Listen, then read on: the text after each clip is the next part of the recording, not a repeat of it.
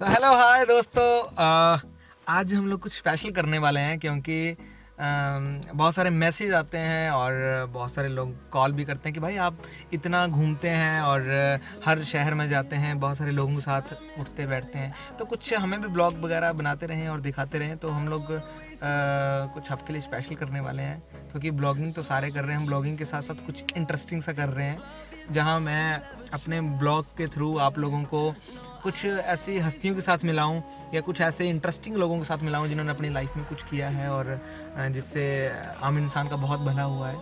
सो आज भी मैं आपको ऐसा कुछ मिलाने वाला हूं विजय कुमार जी से।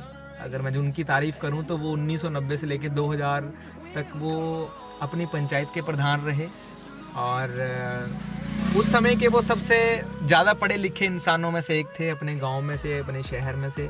और सबसे बड़ी प्राउड की बात यह है कि वो मेरे गांव से हैं, क्योंकि मैं ये वाला जो ब्लॉग बना रहा हूँ ये स्पेशली उनको डेडिकेट कर रहा हूँ क्योंकि उन्होंने उस समय में बहुत सारे काम करवाए थे ऐसे। और फिर उसके बाद शायद वो इसलिए अपनी पंचायत के प्रधान नहीं बन पाए क्योंकि मुझे ऐसा लगता है कि, और उन्होंने बताया भी था जैसे मेरी उनसे बात हुई थी कि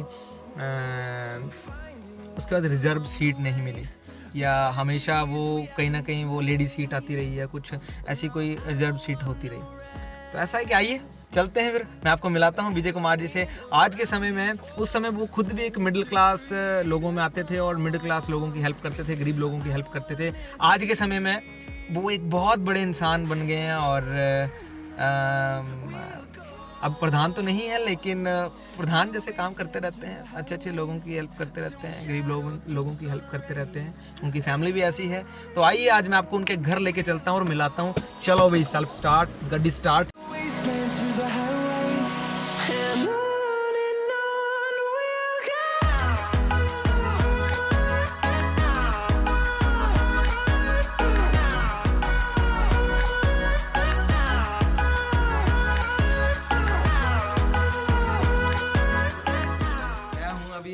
विजय कुमार जी के घर में, और आपको मैंने बाहर से बताया, आज अंदर मिलाते हैं।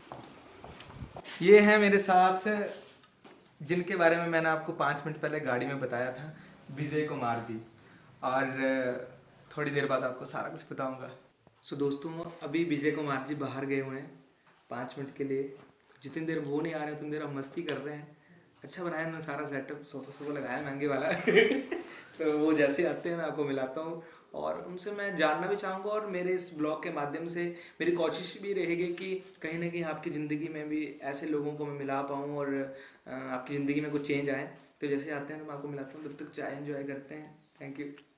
तो दोस्तों, मैं पिछले 3-4 मिनट से आपको कह रहा हूँ कि मैं आपको आज मिलाने वाला हूँ कुछ ऐसी कैंट बंदे से। अगर मैं अपनी भाषा में बात करूं, विजय कुमार जी से। तो मेरे साथ बैठे हुए विजय कुमार जी, आपका बहुत बहुत स्वागत है। और अगर मैं बात करूं ऐसे, तो ये वो शख्स हैं जिन्होंने 24 साल की एज में प्रधान बन के, उसके बाद खुद एमए की, बीच में डबल एमए की, फिर प्रधान बने, फिर उसके बाद इन्होंने अपने परिवार को भी स्टैंड किया, लोगों का भी साथ दिया। तो मैं आज बहुत इंटरेस्टिंग से और बहुत इंस्पायर्ड विजय जी से आपको मिलवाने वाला हूँ। इनके जिंदगी के बारे में कुछ इंटरेस्टिंग सी बातें जानेंगे। तो कैसा लग रहा है आपको आज हमारे साथ मिलकर? बहुत खुशी जी, आप आए हैं, कीमती टाइम। Thank you. बहुत खुशी। मैं आपको विजय जी के बारे में बात बता दूं, ये मेरा गांव यहाँ पे जो मुही पंचायत पड़ता है, ये मेरे ही गांव के हैं। और मेरे लिए बहुत बड़ी बात है कि मेरे गांव में इतने इंटेलिजेंट और इतने प्यारे प्यारे लोग रहते हैं। क्योंकि मुझे जब पता लगा कि इन्होंने उस समय में, अगर मैं 1990 में शायद आप प्रधान रहे हैं। 1990 कानून में, कानून में आप कानून से लेके 2001 तक प्रधान रहे। और उस समय आपकी एज थी 24 साल। 24 से शुरू हुआ काम। ये बहुत वर्ष में पंचायत। ये मैं उन लोगों के लिए बोल रहा हूँ जो 24 साल की एज में सिर्फ आई लव यू में अपनी जिंदगी वेस्ट कर रहे हैं। दोस्तों, कुछ करो जिंदगी में। इसलिए मैं हर ब्लॉग में आपको ऐसे ऐसे लोगों से मिला रहा हूँ जिन्होंने जिंदगी में कुछ किया है। तो इस बार भी आप शायद इलेक्शन लड़ रहे हैं ना? जी सर। तो आपको कैसा लग रहा है? बहुत बढ़िया जी, इस बार तो मेरे बहुत ही बढ़िया लग रहा कि 20 वर्ष के बाद मैं पुनः फिर इस कार्य को करने तो के लिए विजय जी, सक्षम हुआ हूँ। आप अपने इस एडवेंचर भरी लाइफ से अपने यूथ जो हमें लोग फॉलो करते हैं उनके लिए कोई अच्छा सा मैसेज दे देता सबसे पहले तो। देखिए, जो हमारे इलाके के यूथ है ना, मैं तो यही चाहूँगा कि एक एक मिनट उनके लिए बहुत कीमती है और कुछ कर पाने के लिए वो हमेशा अच्छी सोच रखें, पढ़ाई के बारे में सोचें, अच्छी पढ़ाई करें और कुछ बनने की सोच लें। तो मैं सोचता हूँ कि वो अच्छा बनेंगे। अच्छी सोच जो है वो उनके विकास के में सहायक होगी। और इन्होंने तो उस एमए तो आपने उस समय की है जिस समय तो रोड भी शायद अच्छे नहीं होते थे। बहुत मुश्किल था। मैं यहाँ से जब पोस्ट ग्रेजुएट डलियारा से की, गवर्नमेंट डिग्री कॉलेज डलियारा से, तो यहाँ से साइकिल पर आना जाना और सारा कच्चा रोड।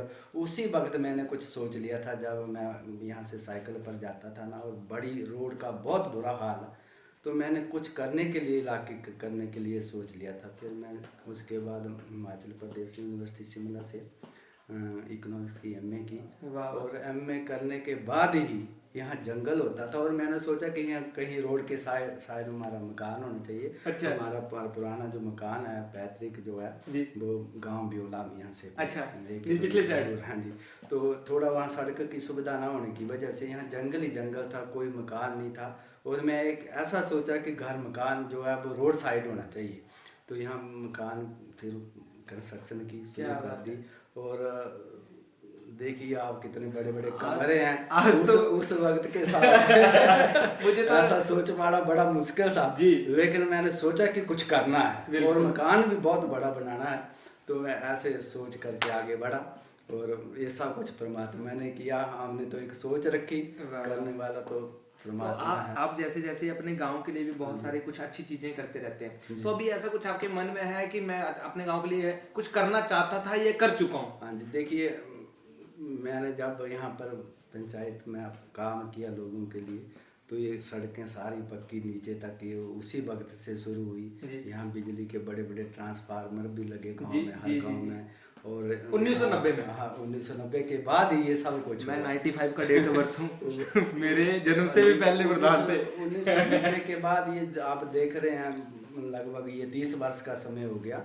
तो मतलब ये सारा उस वक्त से ये हुआ है। लेकिन अभी जो गांव के लिए यहाँ कोई प्रॉपर कोई बस की सुविधा नहीं है और कई सुविधाएं नहीं है गांव में। तो मैं चाहता हूँ कि ये जल्दी से जल्दी अगर मेरे को एक मौका और मिल गया पंचायत के माध्यम से, तो मैं ये इसको अति शीघ्र समय में करूँगा, अति शीघ्र समय में इसको पूरा करूँगा। अदरवाइज मैं करता ही रहूँगा। अगर मैं पंचायत में मेरे को आने का मौका नहीं भी मिला तो मैं पीछे नहीं हटूँगा। इस इलाके के लिए मैं कुछ करके जाऊँगा, बस मेरी ये इच्छा है। क्या बात है। तो दोस्तों, एक ना वैसे मैं विजय जी से बुलवाना चाहूंगा ये बात, आप 24 साल की एज में प्रधान बने जी। आज के समय में जो 24 साल के लड़के लड़कियां हमें देख रहे हैं उनके लिए कोई अच्छा सा मैसेज? देखिए, मैं तो ये कहता हूँ सबको, अभी 24 साल से तो क्या, मैं तो अभी समय ज़्यादा आगे बढ़ गया। तो मैं तो 10 साल के बच्चों को भी ये कहना चाहता हूँ कि आगे बढ़िए, आप अच्छी सोच रखिए और पढ़ाई के क्षेत्र में आप आगे बढ़िए। पढ़ाई के बारे में दिन रात मेहनत कीजिए और अच्छी पढ़ाई करके कुछ अच्छा करने की सोचें। तो मैं सभी जितने भी इलाके के नौजवान हैं, अभी मैं यहाँ आया हूँ तो कई ऐसे कार्यक्रम रखूँगा जिससे के माध्यम से बच्चों में अच्छी सोच आए। जैसे कहीं खेल कूद का है, हाँ जी, तो ऐसे खेलों के माध्यम से या कहीं पिकनिक के माध्यम से बच्चों को कोई पिकनिक पर ले गए तो कुछ अच्छा उनके मन में विचार आए ताकि वो कुछ अच्छा कर पाए। तो आप पहले 2 बार प्रधान रहे हैं जी, उसके बाद अभी ऐसा क्या दिल में आया कि आपने सोचा मैं एक बार फिर पंगा लूंगा? नहीं, पंगे की तो ऐसी बात ही नहीं। अब मैं फ्री हूँ तो मैं चाहता हूँ ये फ्री टाइम जो अपनी जनता के लिए मैं दे पाऊँ और कुछ करके दिखा पाऊँ। बस ये मेरे मन में एक लगन है, पहले से ही ये लगन रही तो आज भी है। तो मैं थोड़ा विदेश में जाने की वजह से मैं कुछ ज़्यादा नहीं कर पाया इलाके के लिए, वरना हर इंसान को अपने इलाके के लिए करना ही चाहिए। ये खुद फार्मर के बेटे रहे हैं, मैं खुद फार्मर का बेटा हूँ, और अच्छे काम करना या अच्छे कामों को आगे लोगों तक पहुँचाना ये बहुत बड़ी बात होती है। तो कहीं ना कहीं मैं ऐसे से महान भावों से मैं भी इंस्पायर्ड होता हूँ अपनी लाइफ में। सो मैं ना विजय जी आपसे वैसे एक बात करना चाहूँगा कि आप, मैं भी फार्मर का बेटा हूँ, जी। आप भी फार्मर के बेटे हैं, मतलब हम दोनों किसान किसान के बेटे। तो मुझे ऐसा लगता है हम लोगों को ज़्यादा मेहनत करनी पड़ती है कंपेयर टू अदर पर्सन। हाँ जी। तो इतनी ज़्यादा मेहनत करने के बाद, आज इतना कुछ होने के बाद, आपने कभी सोचा था प्रिंस गर्ग और उसकी टीम आपसे इंटरव्यू करेगी? मैं तो बहुत खुश हुआ अभी यहाँ पर आया और आपसे मिलकर बहुत खुशी हुई। और मुझे पर्सनली विजय जी से मिलकर बहुत पॉजिटिविटी मिल रही है, बहुत प्यार प्यार से बोलते हैं ये नहीं ऐसा है ऐसा है, बड़ा मजा आ रहा है मुझे ऐसे मिलके। और मेरी अपनी तरफ से आपके लिए बेस्ट विशेस हाँ हैं। जी। आप जिस भी पथ के लिए एक प्रयास कर रहे हैं, भगवान आपको Thank you very much। चढ़ती कला में रखे Thank you। और कामयाब बनाए। चलो हम ऐसा तो लगता कि मेरे को कामयाबी जरूर मिलेगी, क्योंकि मेरी लगन ही है, शुरू से ही रही है। बिल्कुल। और मैं ऐसे अच्छी सच्ची लगन के साथ चला हूँ तो कामयाबी मिलेगी। आपने विजय जी उस समय जब आपने पढ़ाई की थी, जी। मतलब कि अगर मैं 1990 में आप जैसे बता रहे हैं, उस समय आप डबल MA पढ़ रहे थे और साथ में काम कर रहे थे, तो आज के समय में पढ़ाई इतनी आसान होगी, उस समय तो बहुत मुश्किल थी। तो उस समय को और आज के समय को आप ये किस तरह से देखते हैं? नहीं, आजकल तो उस वक्त तो रियली मुश्किल ही थी, लेकिन आजकल कोई मुश्किल नहीं है। अगर आप, हर बच्चा चाहे कि मतलब मैंने कुछ करना है, तो मैं समझता हूँ कोई ऐसा नहीं कि वो कुछ कर ना पाए, सिर्फ उसमें कुछ करने की लगन होनी चाहिए। और ऐसा जो है वो कोई इलाके के जैसे नौजवान नाबालिग के अच्छे पढ़े लिखे और बच्चों को वो गाइड करेंगे अच्छा, तो अच्छे बनेंगे। मैं सभी को एक बात बता दूं, जो मेरे पंचायत के जो यहाँ के लोग देखेंगे ना इस वीडियो को, उनके लिए स्पेशली, आज भी अगर इनका नाम लिया जाता है तो बोला जाता है बिजू प्रधान ने घर जाना। तो इन्होंने वो एक छाप बनाई है और really I am very inspired to you sir, कि आपने 24 साल की एज में आप प्रधान पद पे बिन उस समय में और पढ़ाई करना आज के। और मैं इनके परिवार की बात करूँ, आपको मैं परिवार के बारे मैं आपको बताऊं कि पढ़ाई तो बहुत आसान है अगर कुछ ने करना चाहा किसी ने। हाँ जी। मैंने प्रधान होने के नाते डबल MA में उसी समय की जब मैं प्रधान भी था। आप ये सोच नहीं सकते कि एक ग्राम पंचायत का प्रधान कितना बिजी होता है, कितने काम होते हैं, और उन कामों को करते हुए भी मैंने जो है वो हिस्ट्री की MA उसके उस समय में की। देखो तो ऐसे मेरे को कोई मुश्किल नहीं लगा कि मैं इंसान हूँ, इंसान के अंदर भावनाएं होती हैं। और मेरा एक पर्सनल क्वेश्चन है कि प्रधान को बोला जाता है कि मान लो किसी के घर में, ये लोगों एंजॉय के लिए पूछ रहा हूँ मैं इनसे, अगर कुछ मजा आएगा, फॉर एग्जाम्पल कि किसी घर में लड़ाई हो गई कि बीवी ने ऐसा कर दिया, ये घर वाला लड़ रहा है, तो प्रधान ने खुद शादी नहीं की, अगर लोग उससे पूछ रहे हैं तो प्रधान ने क्या फैसला किया होगा? तो इस टाइम बड़ा एंजॉय होता होगा ऐसा कुछ? बिल्कुल, बहुत एंजॉय जी, बहुत। और बिजी रहता आदमी उसमें, और कोई ऐसी बात नहीं है। गांव के जो छोटे मोटे झगड़े होते हैं उनको बड़ी हम सहनशीलता से सुलझा सकते हैं। हमारे में इतनी कैपेसिटी होनी चाहिए कि कोई अगर आपस में लड़ता है तो कैसे उनको मोल्ड करना है, और बड़े आसान तरीके से उनको बिना किसी आगे पीछे ऐसे कोर्ट में या मतलब किसी थाने में भेजे, हम खुद अपने स्तर पर उसको सुलझा सकते हैं। मैं आप सभी को बता दूं कि मैं मुही पंचायत का निवासी हूं, और ये मुही पंचायत से इलेक्शन लड़ रहे हैं इस बार प्रधान के। तो आप लोग ये मत सोचिएगा कि ये इलेक्शन लड़ रहे हैं मैं इसलिए इनके पास इंटरव्यू करने आया हूँ। मैं इसलिए इनके पास इंटरव्यू करने आया हूँ क्योंकि इन्होंने एक फार्मर का बेटा होके और 24 साल की एज में वो सब कुछ करके, उस समय वो वाईफाई नहीं था, उस टाइम वो इंटरनेट नहीं था, उस टाइम वो डिजिटली दुनिया नहीं थी। तो मैं डिजिटल दुनिया के माध्यम से ऐसे ऐसे लोगों को आप सभी के साथ मिलाना चाहता हूँ। ये मेरी लाइफ का एक बड़ा इंटरेस्टिंग सा किस्सा है जिसके मैं फिर किसी दिन शेयर करूंगा। और मैं इनके परिवार की बात करूं तो विजय जी, जैसा मैं अगर अपने बचपन की बात करूं, जब हम लोग स्कूल से आते थे तो कहते थे कि अगर हम अपनी कांगड़ी भाषा में बोले तो बोलते थे कि बीजू प्रधान ने कर भगवत बैठी भात खाए ना सारे। तो 7 8 10 दिन जब इनके घर भगवत बैठती तो 10 दिन लंगर लगता था। हम लोगों ने स्कूल से आना, बैग फेंकने, खाना खाना। तो मैं भी इनके घर बहुत बार ऐसे जब भगवत होती है तो आपकी फैमिली सारी ऐसी दयालु है, लोगों की हेल्प करती रहती है।